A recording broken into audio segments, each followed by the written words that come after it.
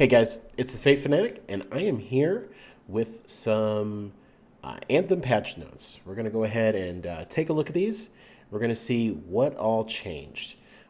There have been a lot of changes, really needed changes to the quality of life in this game. So with that, we're going to go ahead and get in there. First, we're going to read what Anthem Jesse, the EA community manager, wrote about the patch notes. Jesse was saying, hey freelancers, below you will find the update notes for all of the fixes and improvements that the team has been working on. The current plan is for patch, it's already released. Everyone here at BioWare is already working hard on the next update to continue making Anthem better with each patch. We thank you all for your feedback, bug reports, and support. Strong alone, stronger together. Jesse, cool. All right, well, here are high-level fixes and changes. Respawn restrictions have been removed. Respawn timers are now based on the activity a player is in. Crit path, agent missions, and other non-in-game missions now have a respawn timer of 10 seconds. Strongholds, legendary contracts, and other in-game missions now have a respawn timer of 30 seconds. The respawn timer free play remains unchanged. And I have to say that this is a fantastic change. Literally having to sit there for 5 minutes while somebody tries to clean up a group of enemies on GM2 just so they can get to you to try to revive you was fucking annoying. It really was. And it seems like they've made big changes here to try and make that just a little less, to make it a lot less frustrating. So there are loot changes. Common white and uncommon green drops will no longer appear for players that are level 30. This works really well. I love it. And you can also get blues, but not very often. It's not very often you'll get a blue. So you get tons of purples, which are great because now I have like 500 epic materials, so I can just start crafting those mission buffs, the one-time use mission buffs. I can start using those now. Before, I felt like I was too starved for the resources to use those, so now it's like fucking candy. Improved stability for all platforms. This includes fixes for a number of issues that were causing crashes or connections problems. I didn't really see too much of that. And then audio improvements. Fixed a number of issues that could cause audio to drop out. That's a big change. I did experience that quite a bit, and so did a lot of the people I play with. So that's going to be great. All right, so now on to the general fixes and improvements. We fixed a number of issues that were blocking players from accessing the Forge. Don't want that. All missions should now properly end when all conditions have been met. So missions weren't ending? Is that why when you went into quick play, it would actually drop you in, and then you would have literally you'd have nothing to do because the mission ended? That's awesome. The inbox now properly displays information on PC. The inbox is found in the newsfeed. Fix an issue that would cause players to be unable to interact with NPCs in Fort Tarsus. I never experienced that particular bug, thankfully. The vault is no longer accessible from the Forge. This change was made to improve performance. Huh. It's like they just take the NPC out. Yep, let's go look. Let's go see what this exact change entailed.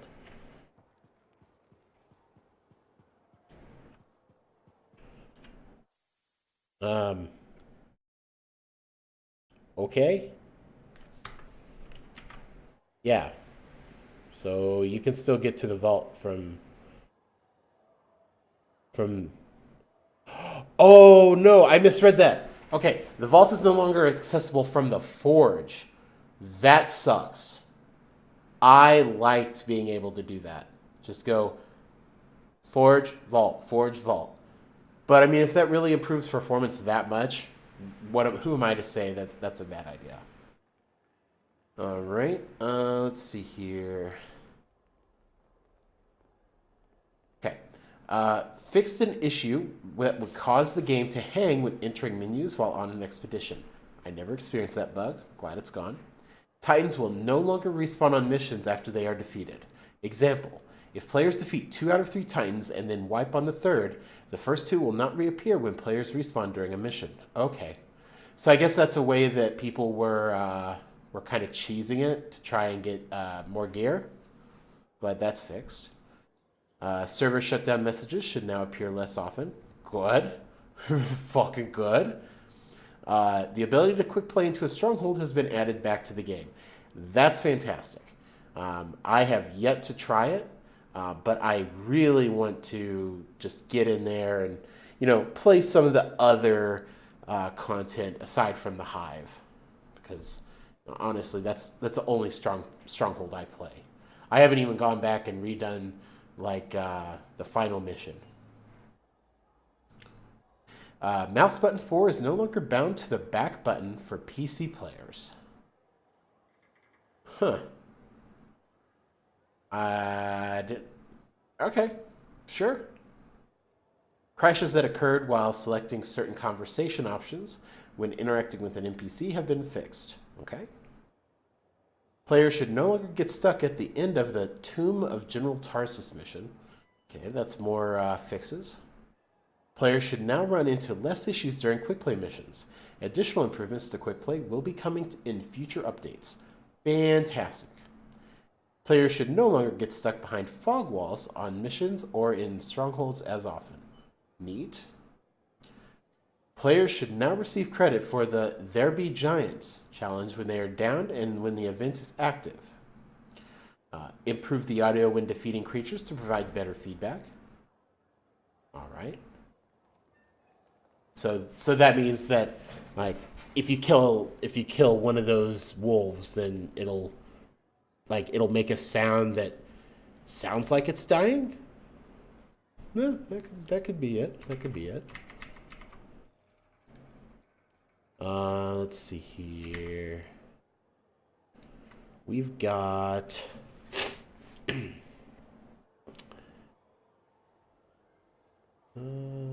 changed wording for server shutdown messaging to better indicate that it is just the player's server shutting down and not the entire game server. Okay. Players may now launch an expedition from anywhere within the launch bay and Fort Tarsus.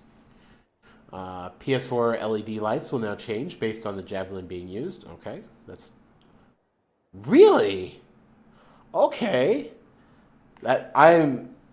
I'm curious as to what the different colors are for the javelins. That's neat. Let's see. It should now be harder for players to get stun locked by certain enemy compositions. All right. The values on max flight time inscriptions have been increased. The appearance of the N7 vinyl on Legion of Dawn armor has been improved. Howlook will now properly face players during certain dialogue scenes.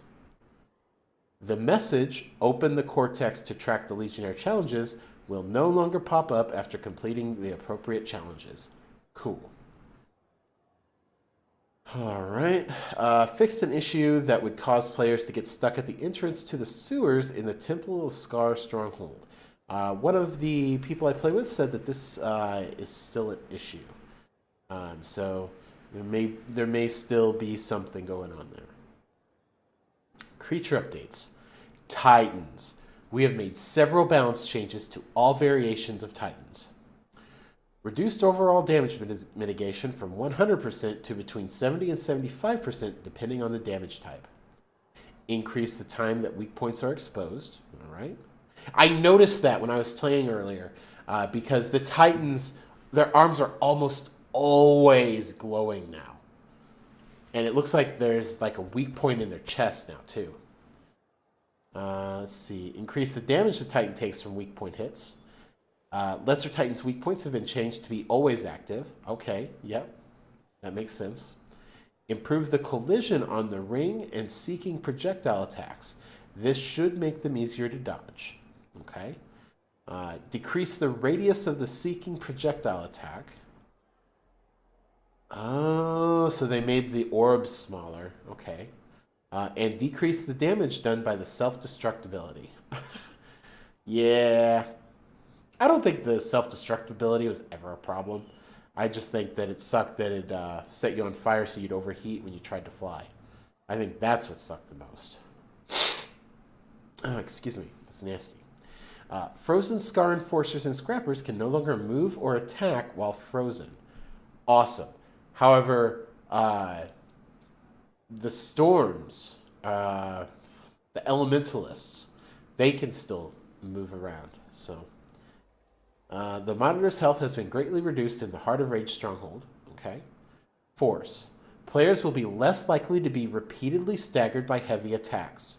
Adjusted the force applied by some creature attacks down to which will... Adjusted the force applied by some creature attacks down to which will lower the frequency of players being staggered. Neat. Alright. Damage and item scaling changes. Adjusted the damage scaling of secondary damage sources. These now scale with average item power. This will allow these damage sources to better scale in the Grandmaster difficulties. This will increase the scaling of the following: melee damage, combo damage, ultimate damage, status effects, and item procs. Ooh, okay. I like that quite a bit. Item power scaling has changed to better reflect the actual power of the item based on its rarity. This is applied to all items retroactively. Players will see the power of their items go up. Neat. So does that mean the Devastator is no longer the best weapon in the game? Because that would be nice. Okay, now we got some bug fixes. The ultimate ability bar will no longer appear full at the start of a mission when it isn't actually full. Yes. Fucking finally. It took me a long time to learn that, oh no, it's not actually full. And when you go in when you're undergeared in Grandmaster, you're going to get your shit pushed in. Because, oh, I've got my ult. No, you don't. Look at that. Let's see. Weapon recoil will now stop once an exo is looking straight up. All right. Let's see here. Fixed a number of animation issues that could occur when the Colossus was using its shield. I didn't notice any animation issues. Okay. It should no longer be possible for the Interceptor to become frozen while starting up their ultimate. Oh, that must suck. Oh, that would really suck. Yeah. All right. Let's see here. Interceptor aura damage will now deal the correct type of damage based on the active aura. Okay. Players can no longer equip abilities from one javelin to another. What does that mean?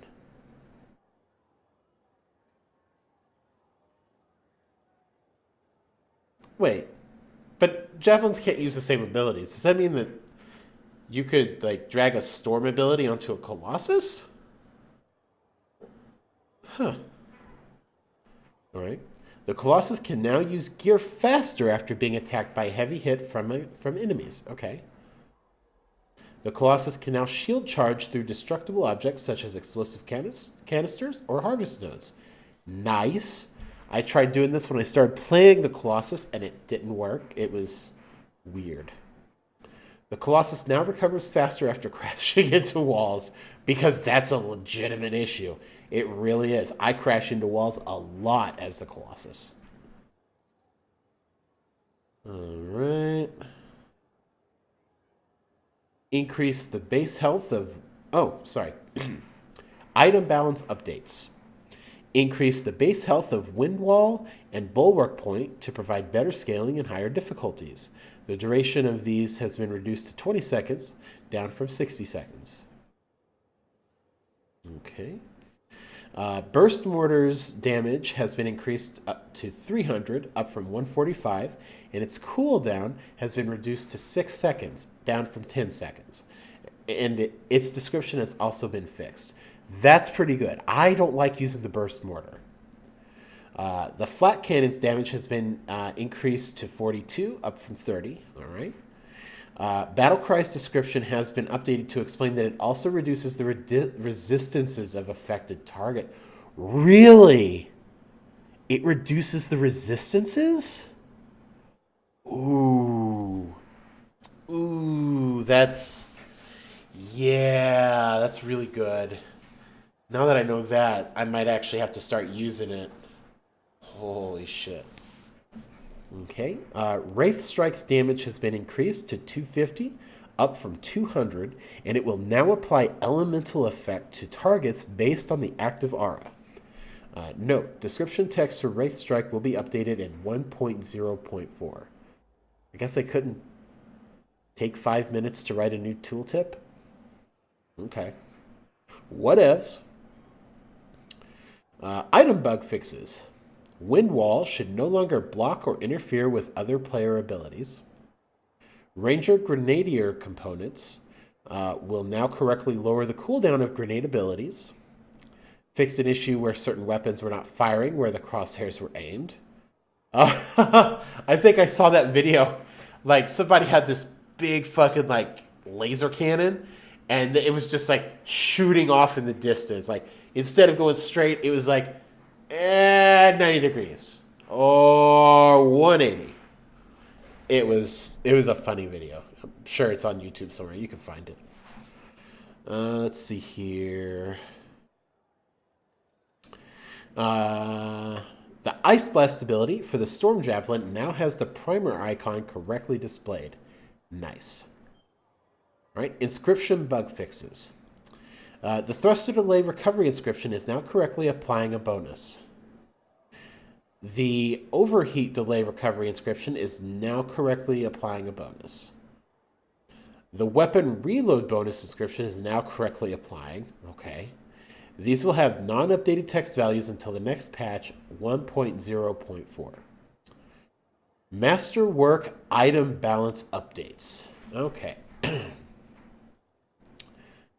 Increase the base damage of the following Masterwork weapons: Rounder's Blaze, Rolling Carnage, Cycle of Pain, The Last Stand, Glorious Result, Insult and Injury, Sentinel's Vengeance, Nosta's Balm, Vasa's Surprise, Soothing Touch, Renewed Courage, and Artenia's Gambit. Masterwork item bug fixes. Rounder's Blaze will no longer roll with incorrect inscriptions. Okay. Ablative Shielding now provides the proper boost in shield and armor. Wait, you mean ablative shielding wasn't working before? Fuck. So ablative shielding. Let's see here. We got heavily reinforces the Colossus armor and shields. A shield break increases damage resistance. A shield break increases damage resistance by 25% for 5 seconds. That wasn't fucking working. At least it's working now. So we're good. We're good. So I just realized that you probably couldn't see that. Anyway. Yeah, let's move that over a bit. Anyway, whatever. Let's continue on. Badge of Devastation will now generate more ultimate charge when triggered. Okay, I experienced this firsthand, and it was fucking godlike. Like, I nailed like 6 enemies, and then I got another shot. Like, I want more of that. Like, it just feels good. All right? It should no longer be possible to stack the effect from Gunslinger's Mark more than once. I have no idea what that is. I don't play any other javelins aside from the Colossus. In addition to the above updates, we wanted to let you know some other known issues that the team is working on fixing. When loading into the game for the first time after a patch, the shields and armor on a javelin will be incorrect. The first time a player enters and exits free play or any other activity, the issue will fix itself. This is not correct because I am still listed as almost